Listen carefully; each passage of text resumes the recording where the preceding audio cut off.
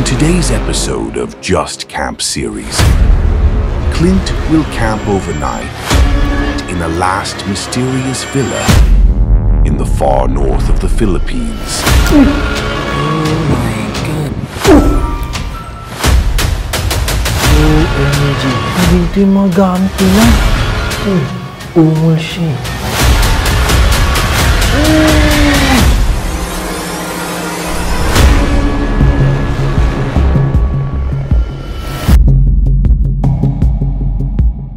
Pagkatapos namin mag-overnight sa unang lokasyon, nakiligo muna kami at kumain sa nadaanan naming tindahan ng mga kababayan nating lokal para may lakas kami dahil malayo pa ang biyahe. Naimas tisida. Salamat po. Agyamanak. Galing lang natin dun sa first location. So ngayon babiyahe tayo ng ilang oras papapunta dun sa second location natin. First episode pa lang pero ang dami namin tutunan. Mas na-appreciate namin yung kuryente, yung tubig, parang every drop counts. Sobrang solid ng series na to guys. Kaya abangan nyo yung mga susunod nating contents. Bumiyahe na kami agad bago pa kami abutan ng dilim. Medyo matarik ang daan papasok dahil malayo na ito sa main road. At pagdating sa lokasyon, ito ang bumungad sa amin.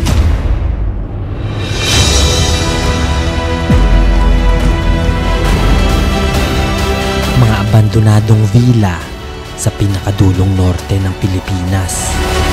Wow! Ganda ng spot. Naganap agad kami ng pwesto kung saan pwede mag-set up ng base camp para magsilbing neutral ground.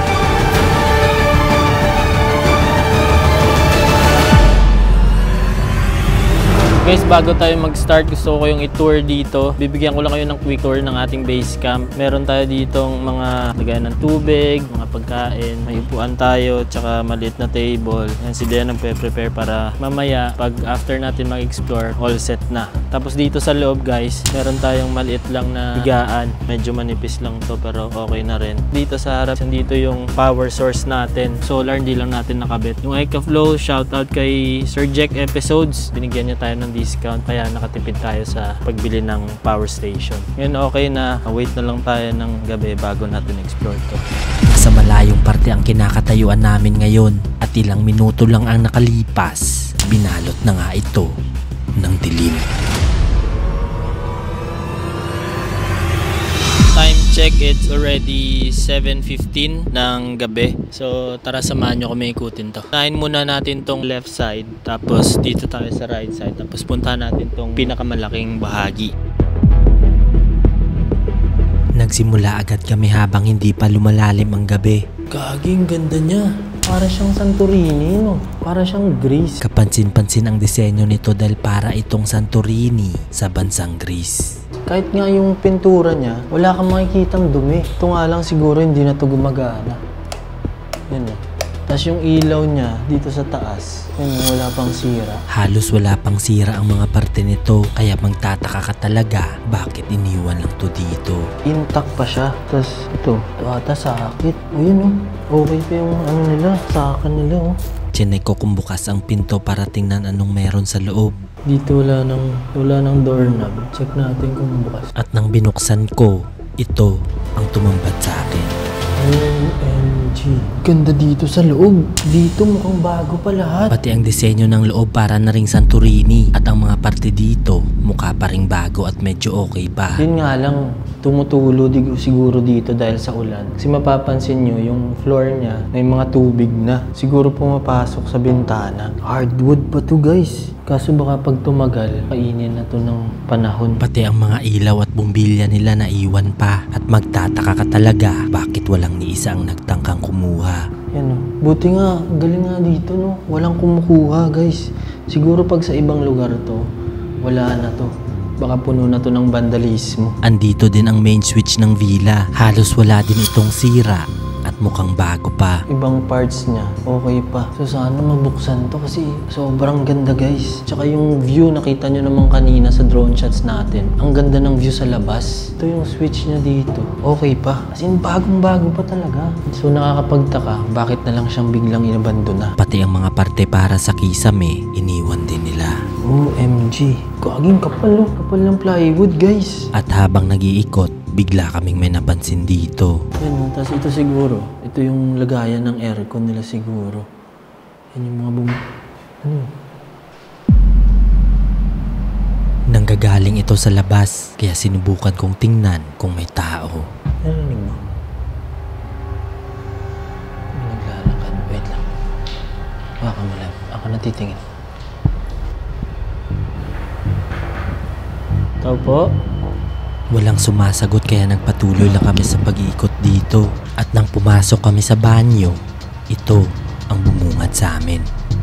OMG. Sobrang ganda guys. Wala ring sira. Para talaga siyang grease yung tiles niya. Wala pang sira. Bagong-bago pa talaga siya guys. Pati yung lababo, bagong-bago pa talaga. Parang hindi talaga siya nagamit. At habang nagvi-video, bigla naming napansin to. Ano yun, lab? Ba't kulay-pula yan? Mga bakas ng pulang mantsa sa pader. Hinayaan lang namin to at nagpatuloy lang sa paglilibot. OMG. Grabe, wala pang sira yung tiles guys. Ang shower area nila may kortina pa at ang ibang parte nito halatang mamahalin talaga. Yung bintana niya, halos wala pang sira guys. Yan, ang smooth niya pa. Pero wala na, hinayaan na lang dito. Pati mga kortina nila andito pa at habang tinitingnan namin to, bigla kaming may narinig na tunog. Oh my God. Yan ang buting-puting.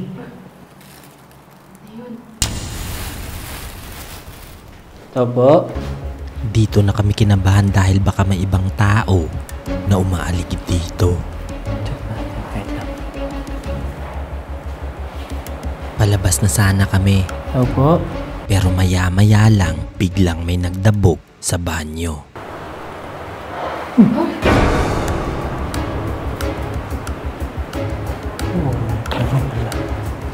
OMG. Ano yung tunog? Nanggagaling ito sa kabilang kwarto kaya lumipat kami para tingnan kung may tao. Doon galing sa kapila. Tara.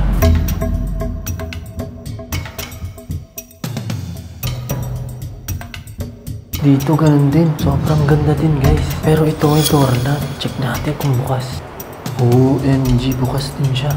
Binuksan ko para tingnan anong meron sa loob at pagsilip ko, ito ang tumambad sa akin. Oh my God. Naiwan pa dito ang mga higaan at bedsheet nila. Bagong-bago pa, wala pang sira. Yung pintura, okay pa. Pati yung hagdan niya, intact pa. Itong bed, oh my God, ang lambot. Pero hinayaan lang dito, no? Pati mga unan at kumot nila halatang mamahalin talaga. Mga mamahaling, ano to, unan, guys. Pero ito, yung mga comforter niya, unan, kumot, nandito lahat. Iniwan lang dito. So, hinayaan na lang siya. Chinek namin ang banyo kung saan kami may narinig na tunog kanina. Pero ito, mukhang mas malawak to, guys. Tapos ito, iba yung tiles niya. At dito, may narinig kaming tunog na kakaiba.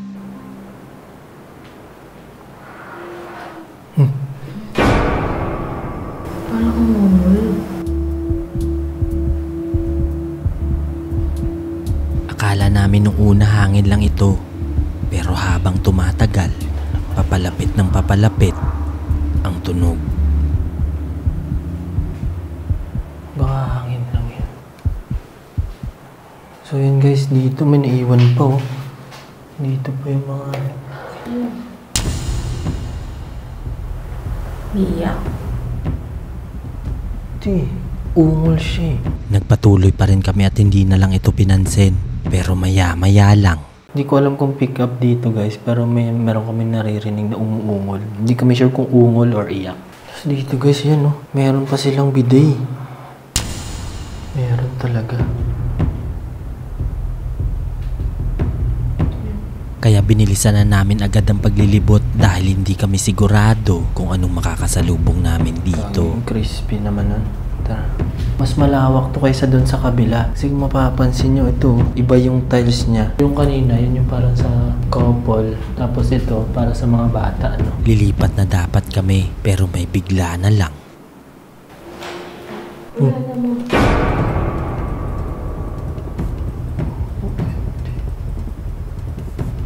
Kaya lumabas na kami agad para tingnan ang iba pang parte.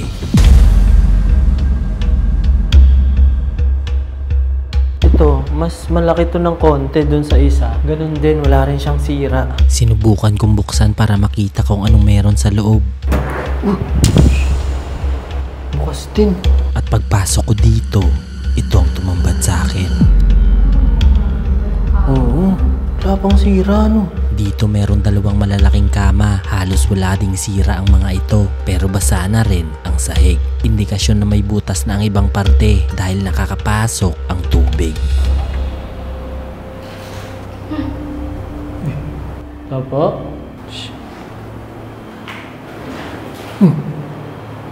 Tiyangala.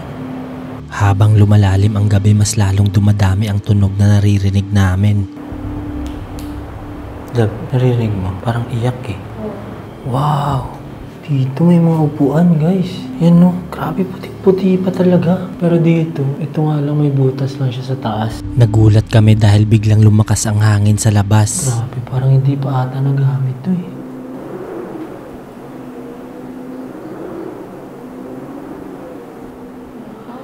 Sisilipin ko sana sa bintana pero bigla na lang. Akala ko kung ano. Ito, kaya to. Ito yung para sa ano, lab, no? Yung upuan. Grabe, di ba? Yung inflatable. Pero sana maayos to kasi sobrang ganda ng ano eh. Sobrang ganda ng... Mas lalong lumakas ang hangin kaya lumabas kami agad para i-check ang base camp kung kakayanin. Lumakas yung hangin. Kaya pa naman ng base camp. Hangin. Check natin yung pangatlo. Try natin kung ano makikita natin doon. Kaya nagmadali na kaming pumunta dahil lumalakas na ang hangin talaga. Mas lalong lumalakas yung hangin. At nang malapit na kami, ito ang tumambad sa amin. OMG.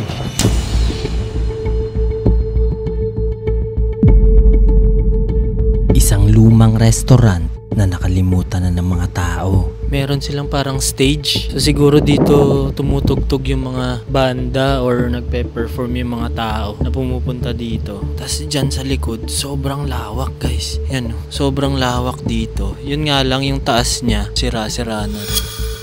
Sa harap na bahagi ng restaurant, meron akong mga bato na natagpuan. Ano to? Daming corals. Yung mga bato sa dagat. Ba't nandito to? Sobrang dami nito at magtataka ka talaga bakit iniwan lang to dito. Ayun pa oh, sa baba. So itong part na to siguro guys, ito yung kitchen area nila kasi merong butas dito. Yan oh, kitchen area siguro to sa likod. Tapos dito siguro sineserve yung order. Habang nagvi-video kami dito, meron akong naaninag na anino. Tapos dyan, hugasan.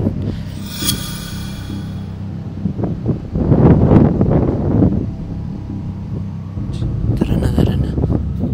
Dito tayo lang. Kaya lumipat kami agad para tingnan ang likod na bahagi ng restaurant. Dito meron kami nakitang dalawang pintuan, kaya chinek ko kung bukas para tingnan anong meron sa loob. At nang sinubukan kong buksan to,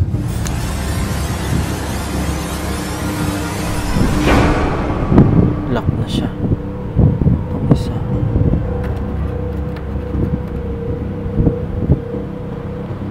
Sarado na rin. kaya sinubukan namin umikot sa likod baka sakaling merong ibang daanan. Pero habang papunta, bigla namin tong nakita. Ito po. Oh my God. Lab din naman, dami. Dami, lab.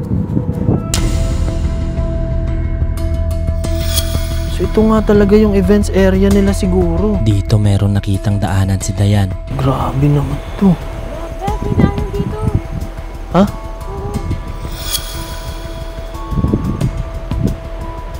OMG, oo nga. Gagi, may daanan guys. Daming gamit sa loob. May mga naiwan pang gamit sa loob kaya sinubukan kong buksan para makita ng malapitan. Check natin. OMG. Bukas. At pagbukas ko, ito ang tumambad sa akin. What the heck? Dito yung mga gamit nila. May mga naiwan pang appliances dito at mga gamit sa pagkakamping.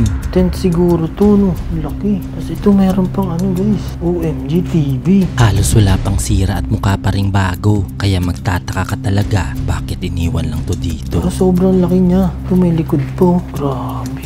Tibay nito. Parang mukha pa rin siyang bago. Tapos may naiwan pa ditong tent guys. Yan o. Ito pa yung mga ano niya. Pag ipipitch na siya. Kompleto pa. Ano yan dito? Dito naman sa kabila, mga dispenser. Sa tubig to eh. Kasi yan may lagayan ng mga tubig. Anig ba? May mga tumutunog pa rin sa labas pero baka dahil sa hangin lang ang mga ito. At dito sa loob, bakas na ang pagkasira dahil unti-unti na nagsilaglagan ang mga kisame. Sana mapangalagaan to kasi kung hindi, baka ganito rin yung mangyari sa kabila. Ating ba? Papasok na sana kami para tingnan ang banyo pero habang papunta, biglang may narinig na boses. Si Dayan. What the heck? OMG. Dito yung banyo. Ayan labo. May narinig ako sa likod ko. Yaman na. Dito kakaiba yung pakiramdam. Kaya nga eh, kahit dun kanina sa kabila, nakakakilabot. Dito sira-sira na ang ibang gamit sa banyo. Ibang-iba sa mga napasok natin kanina. Yung bowl medyo okay pa, pero natanggal na yung cover. Tapos yung kisame nito, yan, sira-sira na rin guys. Balik muna tayo sa base camp.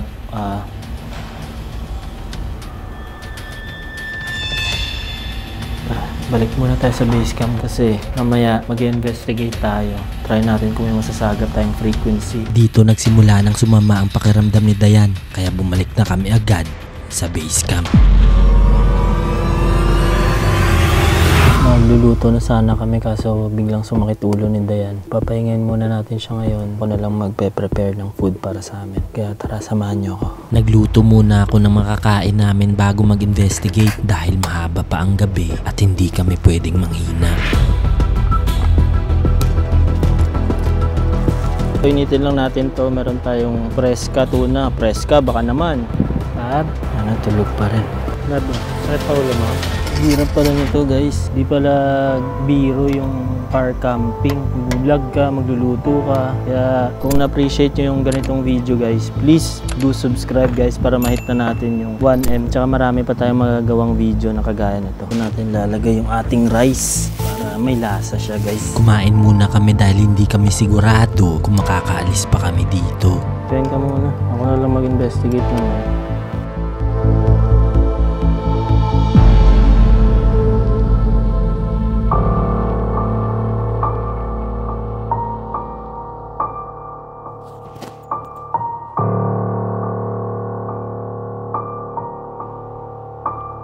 Pumunta na ako agad sa lokasyon kung saan may naramdaman kami kanina. Nilatag ko na din ang mga equipments para makapagsimula na mag-imbestiga. Kung meron ng espiritu o elemento na nandito, pwede ba kayo magparamdam gamit itong mga dala kong gadgets? Kakaumpisa ko pa lang pero tumunog agad ang music box. Pwede... Akala ko nung una ako lang ang nasasagap nito. Guys, hindi ako gumagalaw dito. Kaya sinubukan kong gumalaw kung tutunog. Di baka ako lang yun guys. Pero hindi siya gumagalaw. Hindi siya tumutunog oh. Pero kahit anong galaw ko, hindi ito tumutunog. Kung elemento ka o espiritu, pwede mong patunugin yan. Kaya sinubukan ko ulit magtanong. Pero maya-maya lang, biglang may tumunog sa banyo. Uy! Uy! Oh my God! Kaki! Nung may tumunog dun sa banyo, tumunog din to. Ibig sabihin, may nasasagap na itong iba at maya-maya lang. Oh! Kaki, ang creepy guys. Yan, wala akong hawak dito. Magtatanong na sana ako kung pwede silang kausapin sa spirit box. Ooh! What the heck? Ooh! Yan guys. Shit, tumatayo na yung balahibo ko. Dito na ako kinabahan dahil hindi ito tumitigil sa kakatunog. Yan guys, hindi siya tumutunog kahit gumagalaw ako. Wala akong gamit dito. Tsaka hindi yan tutunog kung walang dumadaan dyan. Ibig sabihin, merong something. Kaya sinubukan ko ang timing kung magtutugma ang sagot nito sa mga tanong ko. At dito na ako kinabahan dahil bigla na Pwede lang. ba kitang kausapin gamit ng spirit box? Uy!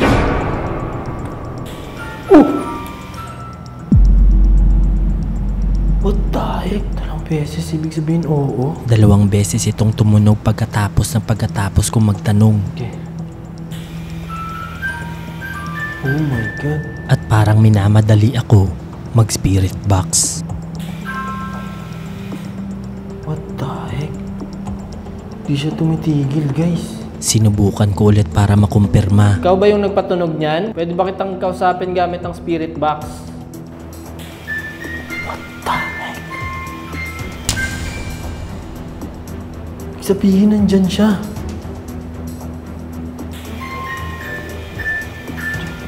Yan guys, oh. Tumutunog siya nung tumutunog. Dito ko naalala na meron palang pulang marka akong nakita kanina. Doon siya sa banyo. Hindi kaya yung pulang marka kanina yung... OMG. Ooh! Tinanong ko kung sa kanya ang pulang marka na aking nakita. Sa'yo ba yung pulang Pero kahit di pa ako tapos, sumasagot na ito. Sa'yo ba yung pulang marka sa banyo? Patunog.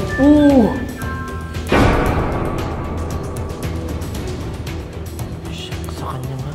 Try natin mag-spirit box. Kaya sinubukan ko agad ang spirit box. Pwede ko bang malaman kung espiritu ka o elemento? Oo. Espiritu ka o elemento?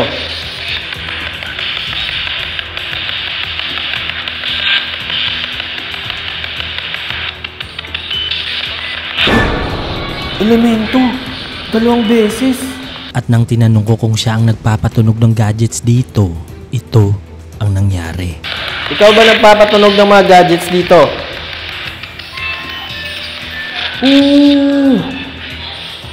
Oo. Pinatunog nito ang music box at sumagot ng oo.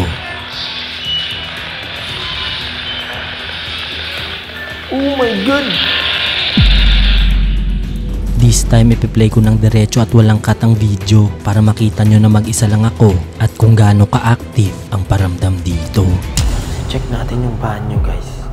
Para sure tayo na wala dong motion.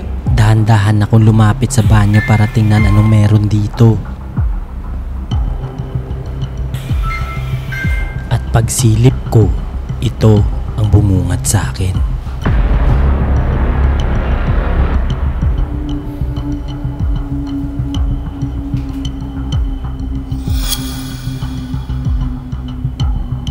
Sinubukan ko din gumalaw dito kung madedetect ng music box. What the heck? Yan o. Hindi siya tumutunog kahit galaw ako ng galaw dito guys. Lumapit pa ako at sinubukan ulit kung tutunog.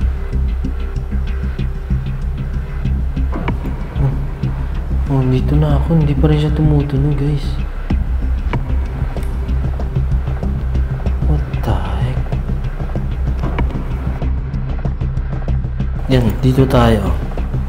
Oh, doon siya tutunog. Ibig sabihin na sa harap siya.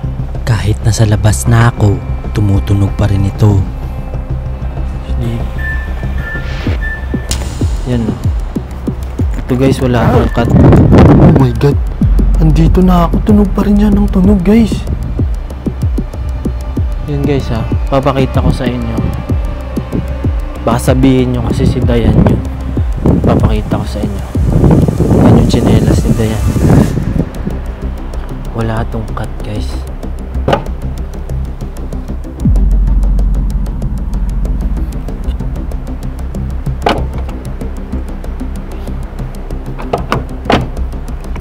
Pagbalik sinubukan kong kausapin kung pwede niyang patunugin ang dead bell or ang REM pad. Pero papasok pa lang, ito agad ang nangyari. Ooh! Pwede ba man patunugin yung REM pad or yung dead bell? Pag pinatunog mo po yan, meaning aalis na po ako, mag-aalay po ako ng dasal para sa inyo. Pili lang po kayo sa dalawa. Pag napatunog nyo po yan, okay. Yung music box talaga yung gusto niya eh. Sa point na to parang pinaglalaroan niya na lang ako.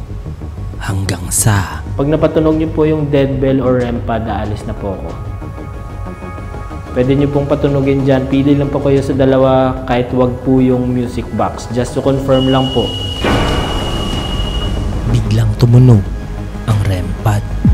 At nang paalis na ako, ay bigla na lang. Uy!